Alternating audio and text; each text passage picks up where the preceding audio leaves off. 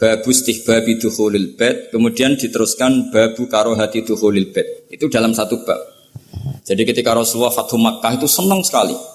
Sampai saking senangnya minta kunci sama Utsman bin Talha al-Hajabi itu. Akhirnya Nabi saking cerianya masuk Ka'bah. Tapi setelah keluar dari Ka'bah Nabi itu kelihatan tersiksa, hazinan, kelihatan tersiksa. Sayyidah Aisyah akhirnya tanya, kenapa engkau ketika masuk senang sekali, ketika keluar susah sekali? Kata Rasulullah SAW, dan ini partai kita, partai yang insya Allah nggak akan masuk Ka'bah sampai mati. Kata Rasulullah, saya takut kalau itu dipandang umatku sebagai keharusan, terus mereka tersiksa kalau tidak bisa masuk Ka'bah. Sehingga Pak Dubes harus diketahui, banyak juga ulama yang mengatakan masuk Ka'bah itu makruh. Karena takut dianggap sunnah yang memberatkan. Itu ada kitabnya. Tidak adobo sidak, ini ada kitabnya. Jadi kalau yang mengatakan sunnat, dia monggo mawon yang berkesempatan lewat tadi siir-siir bohong tadi. Dia monggo. Tapi yang meyakini atau yang ditakdir tidak bisa masuk, pakai kaul yang mengatakan bahwa Rasulullah akhirnya hazinan, akhirnya susah karena takut kalau umatnya menjadi tersiksa karena tidak bisa masuk Ka'bah. Terus ini yang terakhir karena ini kenangan saya dengan Bali Maksum. Saya menangi beliau itu kelas 4 SD ketika beliau ngisi di Mbah Hamid Bedowi. Mbah Hamid adalah satu-satunya santri yang sama Mbah Ali Maksum itu tidak bosok. Sama Bali Maksum itu tidak bosok. Ya mungkin Banser atau siapa yang bisa nolong. Saya teruskan. Jadi kenangan saya sama Bali Maksum ketika beliau di Lasem itu sampai Gus Mus pernah ngendikan, Kang Hamid, aku itu paling ra cocok mbek sampean, ambek guru kok ora bosok. Karena sama Bali Maksum itu ndak bosok. Terus kata Bali Hamid Bedowi, "Lah wong iku ponakanku," katanya. Jadi memang Kiai Hamid Bedowi itu di silsilah nasab Lasem itu paling sepuh. Karena Hamid itu langsung bin Bedowi. Nah, Mbak Bedowi itu punya Mbak Yu kandung namanya Maimunah. Itu yang dapat Mbak Umar. Umar melahirkan Abdullah, melahirkan Mbak Hamid Pasuruan.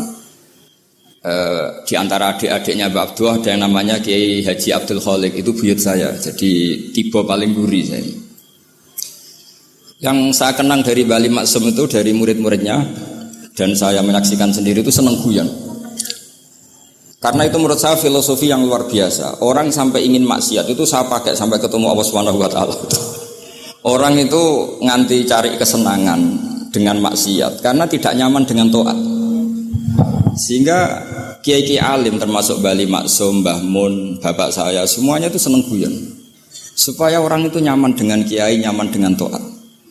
Sehingga enggak perlu seneng dengan yang maksiat. Tapi sekarang banyak orang membawa Islam itu dengan keras. Saya masih ingat wasiatnya bapak, kena ngaji guyon ae. Wong bingung mikir utang katanya gitu ya. Dan Bali Maksum itu masyhur seneng guyon. Bapak saya itu pernah ngajak saya mau ke pondok. Santri-santri pas guyon itu kembali. Gak sida jong santri lagi guyon. Kayak ngopo Pak? Guyon itu barang mewah. Santri itu kadang telat wesel ra di duwe. Iso guyon itu luar biasa, makanya jangan diganggu. Meskipun resikonya keterusan guyon double kayak tadi. Jadi itu sanad itu. Jadi itu sanad yang luar biasa. Jadi sebetulnya guyon tadi ada filosofi yang luar biasa supaya orang itu farah bitaat atau farah bima ahallahu. Sehingga ada ayat qul bi fadlillah wa bi rahmati fa bidzalika falyafrahu. Sehingga orang itu tidak perlu seneng lewat maksiat, hura-hura lewat maksiat. Kita cium tangannya Mbah Maksum sudah seneng, cium tangannya Mbah Ali seneng. Itu santri kalau ketemu Mbah Hamid nyium tangan, itu lebih seneng ketimbang nyium tangan artis. Karena kalau nyium tangan artis, astagfirullah kan, mesti kita tersiksa. Tapi kalau nyium tangannya Mbah Hamid itu dikenang sepanjang masa. Ini yang harus kita gerakkan di zamanil akhir. Jadi orang harus terbiasa seneng bitaat. Saya itu kalau sudah belajar tafsir misalnya, karena itu sesuatu yang saya tekuni. Saya belajar tafsir tidak lazim ya, tidak pakai kitab tafsir terus, tidak, seringnya pakai fikih.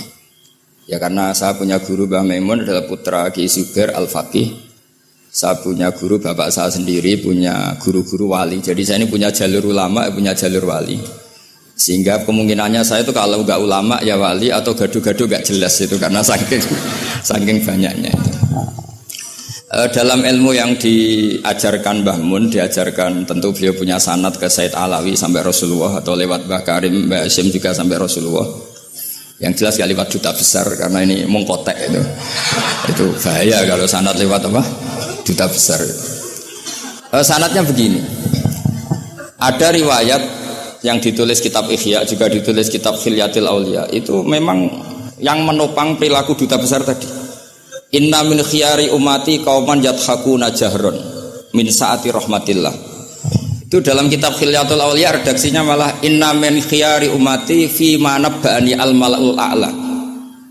Qauman yadhakuna jahron min saati rahmatillah. Jadi termasuk umat-umatku yang pilihan adalah itu komunitas kaum yang kalau guyu itu buan terbanter itu.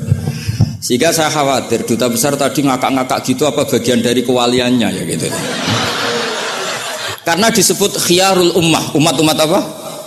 Pilihan. Meskipun kayaknya enggak juga, tapi ini cerita saja. Jadi inna min khiyari ummati fi ma nabba'ani al-malul a'la qauman yadhakuna jahran min saati rahmatillah. Lalu saya mikir, kenapa itu jadi khiyarul ummah? Bali itu masyhur seneng guyon. Mbah Mun ya masyhur seneng guyon. Bapak saya seneng guyon. Saya dulu itu iskal, ada kaji gitu terkenal agak punya will itu ya agak maksiat agak ceritanya ini agak katut juta besar tadi makanya saya ngomong perempuan kaji itu agak ada gosip suka will ketika Mbah Mun ketemu bapak saya itu bilang begini lho Nur bapak saya namanya Rosalim opo iku ayu kok nganti kaji ku seneng lho ayu bah bakasane tentang ayu saya dulu iskal kenapa Ki bakas wong ayu ini tapi setelah saya tambah alim tambah tahu itu sampean harus ikrar memang tambah alim, paham itu artinya tambah alim. Akhirnya Mbah Mun cerita gini. Nah aku kefikian malah jadi qadzaf. Jadi qadzaf misalnya gini, Anda terlalu Islam serius, pasti komentarnya gini. Kaji kok demenan. Kaji kok katut wedoan. Serius tapi akhirnya menabrak satu aturan yang dilarang Allah Subhanahu wa taala. Itu kalau kamu menuduh zina jadi qadzaf, kalau kamu bilang kaji kok katut wedok jadi suudzon. Maka bahasan yang netral adalah lho ayu no kok nganti katut ya. Ayu bah, iya ya wajar wong mesti katut wong ayu itu. Itu filosofi. Jadi di balik guyon itu ada trik untuk menghindari ke fikih atau ke ketentuan fikih yang salah. Yaitu kalau kamu kejebak ekstrim, kaji kok seneng wong ayu, kaji kok demenan, maka berarti Anda qadzaf. Qadzaf itu menuduh orang lain yang enggak jelas apa buktinya. Maka guyon ini satu-satunya cara menghindari kesalahan yang lebih fatal. Sehingga di sini dibutuhkan kemampuan seni mengelola agama supaya agama ini tetap ceria. Saya berkali-kali cerita kalau ngaji, Imam Syafi'i itu kalau ditanya, diberitahu orang yang nyium tangan jenengan, yang di depan jenengan itu hormat, itu di luar ngerasani jenengan, bully jenengan. Jawabnya Imam Syafi'i itu tertawa-tawa. Baguslah, berarti saya wibawa. Di depan saya buktinya tidak berani. Kata. Jadi enteng saja. Dijawab enteng saja. Baguslah, berarti saya wibawa. Nyatanya di depan saya tidak berani. Tapi banyak orang membenci jenengan karena fikih jenengan. Jawabnya Imam Syafi'i seneng lagi. Baguslah. Nah, nggak seneng saya pasti nggak pernah ngutang saya. Coba kalau kamu seneng juta besar itu pasti minta tolong. Mau masuk apa saja lah. Tapi kalau benci Pak Duta besar pasti malu kan minta tolong. Untung mana kamu dibenci orang sama disenangi orang. Karena kalau dibenci orang yang benci itu pasti tidak utang kamu, tidak ngerepoti kamu, tidak senang. Jadi Imam Syafi'i itu ngadepi dunia itu enteng saja. Diberitahu itu orang itu nggak suka kamu gini-gini. Ya bagus.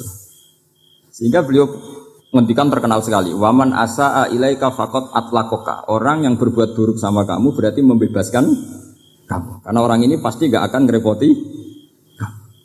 Jadi ulama-ulama dulu ciri khasnya adalah ar-ridho anillah. Melihat apa saja itu sudah ridho. Dan ridho itu ekspresi paling gampang ya ceria, seneng. Nah kemudian tadi kan saya bilang terakhir ini yang paling terakhir saya baca trik menjaga perbedaan ini tetap kondusif. Saya neliti kitab Bali Maksum sampai khatam termasuk kitab yang saya letakkan di kamar khusus itu diantaranya ada kitabnya Bali Maksum, Nadoman Sulam Taufiknya Mbah Hamid yang karangan orang-orang Indonesia. Tentu terbanyak ya kitabnya Mbah Mun, Mbah Sibir, Bahkan saya masih punya catatan tangan tulisannya Basim Asy'ari karena beliau pernah nyurati buyut saya ketika khatam Sahih Muslim yang keluarga Kudus. Terus banyak lah saya punya, termasuk saya punya tulisan tangannya Kiai Fakih Mas Gumambang, gurunya Mbak Zubair. Saya memang dokumenter kitab, sehingga saya maaf sekali kalau pidato umum itu memang saya tidak keahlian saya. Karena itu harus dobes, itu tidak keahlian ulama, dobes itu tidak keahlian ulama. Ini saya baca singkat, tapi semoga ini barokah karena ini kholnya Bali Maksum.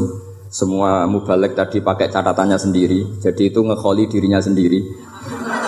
Ini saya pakai orisinil kitabnya Bali Maksum. Jadi saya mungkin penceramah terbaik karena sesuai konteksnya itu. Nah ini enggak. Ini kholnya Bali Maksum cerita syairnya sendiri tentang rokok lagi.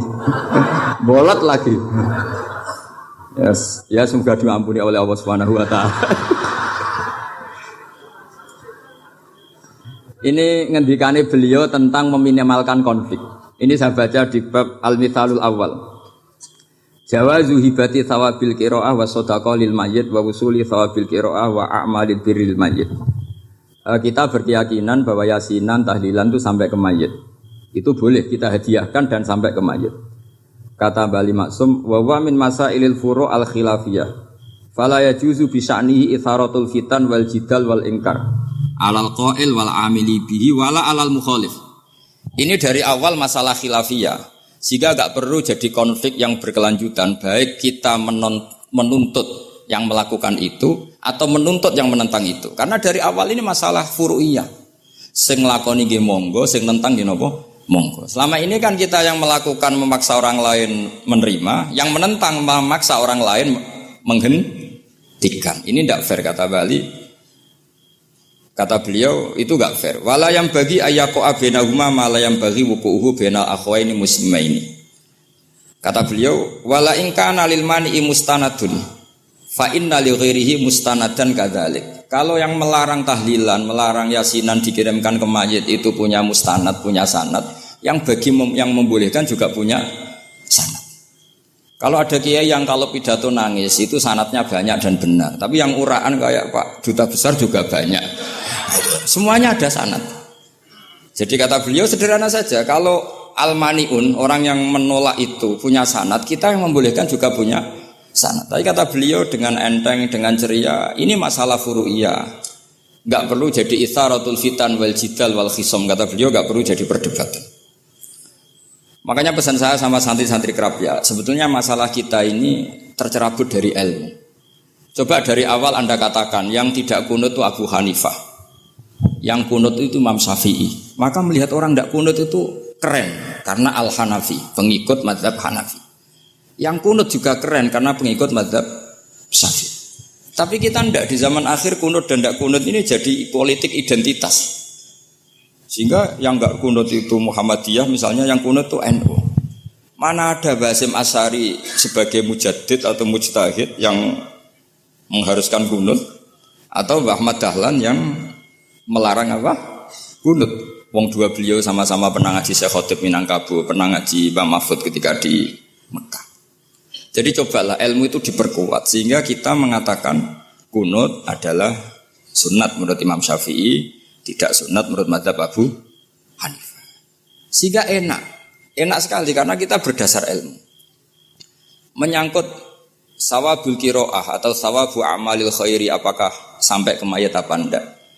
Ini kata beliau, kata Mbah Ali Maksum, beliau justru menukil Ibnu Taimiyah yang notabene sering dipakai dalil para orang-orang sana. Saya tidak tahu itu orang sana itu Pak Duta itu yang tahu itu. Itu kalau ini mirip kitab Said Muhammad. Jadi Said Muhammad itu kalau istidlal sering pakai Ibnu Taimiyah karena itu yang dipakai mereka. Tapi ternyata Ibnu Taimiyah, qala Ibnu Taimiyah innal mayyit yantafi'u bi qiraatil Qur'an kama yantafi'u bil ibadah al maliyah minas shadaqah wa nahwiha. Terus waqala Ibnu Qayyim fi kitabir ruh afdalu ma yuhda ilal mayyit as-shadaqah wal istighfar wa du'a lahu wal hajju an. Artinya gini, kita sekarang ini tidak pernah kayak Bali Maksum pakai dalil jawazu ihda' lil mayyit itu berdasar Ibnu Taimiyah dan Ibnu Qayyim. Kita seakan-akan Ibnu Taimiyah itu orang yang pasti melarang itu. Sehingga kita itu terus mengatakan sing nyunatno tahlilan ku sapa? Mbah Hasyim atau Mbah Fakih atau siapalah. Meskipun riwayat ini mukhtalifah dari Mbah Hasyim. Pertanyaannya adalah terus kesannya yang membolehkan itu hanya kiai lokal itu, kiai nasional itu. Padahal zaman Bali sudah mengajarkan kita yang membolehkan ihda'u a'malil khairi ilal mayyit, yang membolehkan hadiah Yasin, Fatihah, tahlil ke mayit itu adalah orang sekali Ibnu Taimiyah dan Ibnul Qayyim. Sehingga dengan kita pakai ilmiah yang diterapkan Bali Maksum, kita ini merasa orang keren, orang global, orang yang keren. Karena guru-guru kita Bali Maksum, Mbah Hamid biasa mentahlili, Mbah Munawir semua mentahlili guru-gurunya. Di level ulama global ada Ibnu Taimiyah dan Ibnul Qayyim. Tapi karena kita tidak baca, seakan-akan tahlilan itu hanya tradisi lokal yang tidak di ACC, tidak disetujui ulama kelas internasional. Padahal di sini jelas diceritakan Ibnu Taimiyah berpendapat qiraatul Quran yang dihadiahkan ke mayit atau tahlil itu boleh. Jadi ini sangat penting supaya orang itu pakai tradisi ilmu. Saya pernah ngaji sama Mbak Mun diberitahu, kalaupun Rasulullah pernah kunut sekali, biasanya perdebatan kan, oke, Rasulullah pernah kunut tapi ahyanan. Pertanyaannya adalah, setiap Nabi pernah melakukan sesuatu itu akan menjadi sunnatan mutaba'ah apa enggak? Tentu jawabannya iya. Nabi meskipun melakukan kunut andekan hanya sekali, tapi karena pernah dilakukan Nabi, maka kebaikan ini akan menjadi sunnatan mutaba'ah. Sunnat yang harus kita ikuti terus atau boleh kita ikuti terus. Jadi enggak boleh misalnya Rasulullah itu puasa Senin Kemis juga ahyanan, tidak selalu. Rasulullah itu tofa rokiban juga ahyanan, bukan selalu. Tapi apa saja yang pernah dilakukan Nabi maka berstatus itu akan sunnat ila yaumil qiyamah. Sehingga agak bisa misalnya di hadis itu ahyanan, kemudian kamu beristidlal ini boleh dilakukan hanya ahyanan karena Nabi juga melakukan hanya ahyanan. Tidak bisa seperti itu. Sekali Nabi pernah melakukan itu dan tidak dibatalkan lewat nasah mansuh, maka kesunatan itu ila yaumil qiyamah. Sehingga Imam Syafi'i cara berpikir meskipun Nabi kunut ahyanan, kalaupun itu ahyanan tentu kunut itu akan sunat ila yaumil qiyamah. Bagi yang tidak mensunatkan nggih monggo, itu ada Abu Hanifah. Makanya kata Mbah Maksum, kata Mbah Ali Maksum di sini diberi muqaddimah, wa huwa min masailil furu' al khilafiyah fala yajuzu bi sya'nihi itharatul fitan wal jidal wal inkar alal qail wal amili bih wala alal mukhalif. Jadi kita sendiri disarankan beliau, kamu juga enggak usah nantang debat sama mukhalif karena dari awal sudah masalah-masalah yang apa? Khilafiyah. Lalu terakhir pilihan-pilihan terus kemudian tetap memancing polemik. Saya mau cerita lucu di Ihya. Ihya yang katanya kitab sakral itu ya punya sisi lucu, sisi unik. Nabi Musa sebagai Nabi Bani Israel itu sering digugat karena orang Israel itu tukang debat. Terus Nabi Musa minta ijazah, ya Allah saya kasih ijazah seperti tadi. Beliau minta ijazah Mbah Mun tadi. Minta ijazah yang supaya orang itu tidak bisa berkata buruk sama saya. Semuanya muji saya. Jawabannya Allah itu unik. Ya Musa hadza syai'un lam asna'hu li nafsi fa kaifa asna'uhu bika. Aku pangerane sering disalahpahami, pemenah kowe katanya. Jadi makanya kalau ada orang bully beda faham itu biasa. Kata Allah, hadza syai'un lam asna'hu li nafsi, itu sesuatu yang saya tidak melakukan untuk diri saya sendiri. Kata Allah, saya ini Tuhan yang mengatakan saya punya anak ya banyak, yang anggap saya bakhil ya banyak, yang salah faham dengan saya banyak. Padahal saya ini Tuhan. Kalau saya mau tak bungkam semua itu orang. Itu saja tidak saya lakukan. Apa menaiki terima Nabi. Makanya ini semoga ini saya anggap Pak Duta Besar jadi pahala beliau. Karena diantara pahala itu disebabkan digojlok orang. Jadi kalau beliau tadi gojlok saya, sekarang tak balas, kayaknya pasti menang saya karena beliau sudah tidak bisa ke panggung lagi. Yang jelas saya kagum, ya saya puji betul Gus Zofur ketika dari awal memberi gelar Ad-Dobosi tadi ternyata betul. Tapi saya pastikan itu ada sanadnya, yaitu inna min khiyari ummati fima nabba'ani al-malul a'la qauman yadhakuna jarran min saati rahmatillah. Jadi di antara umat Allah yang pilihan adalah umatku yang kalau umatnya Rasulullah tentu yang kalau banter-banter karena min saati rahmatillah. Saya bayangkan kalau saya di rumah Pak Dubes dikasih makan gratis, dikasih minum gratis, kemudian di rumah itu saya merengut saja, itu kan kurang syukur. wis ora bayar kok merengut gitu. Sama kita pakai buminya Allah, pakai airnya Allah, pakai oksigennya Allah. Modal guyu ya ora gelemen merengut gitu. Itu kalau Allah tersinggung pasti Allah ngendikal falyatu robban siwa iwal yakhruj min tahti ardi wasama. Istilahkan mencari Tuhan selain saya kata Allah dan keluarlah dari langit saya dari bumi saya. Daripada diusir pangeran wis ning donya ceria wae, guyu-guyu wae, sementing aja dhewean apa guyu wis ngoten mawon. Assalamualaikum warahmatullahi wabarakatuh.